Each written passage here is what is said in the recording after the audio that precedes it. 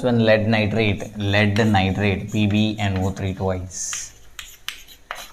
Lead nitrate crystals are heated. So normally these crystals are white in color. ఏ కలర్లో ఉంటాయి? ఇవి white కలర్లో ఉంటాయి. ఈ వైట్ కలర్లో ఉన్న క్రిస్టల్స్ని మనం ఏం చేస్తామంటే హీట్ చేస్తాం. సో హీట్ చేస్తున్నాం. ఇందులో ఆల్రెడీ ఏం తీసుకున్నాం మనం?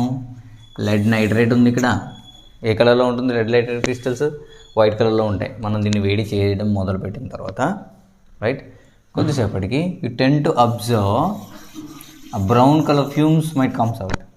బ్రౌన్ కలర్లో ఉన్న గ్యాస్ అనేది బయటకు వస్తుందన్నమాట. And that gas is nothing but nitrogen dioxide gas, right? It's so ఆ గ్యాస్ని మనం ఇన్హేల్ చేయకూడదు.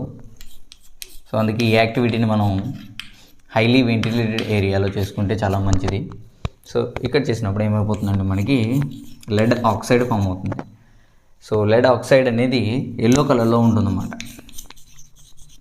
అంటే గ్యాస్ అంతా బయటికి వెళ్ళిపోయి లాస్ట్కి మిగిలిపోయిన ప్రోడక్ట్ ఏముంటుందంటే ఇక్కడ లెడ్ ఆక్సైడ్ ఉండిపోతుంది. దట్ ఏ కలర్లో ఉంటుంది? ఎల్లో కలర్లో ఉంటుంది ఇది, రైట్?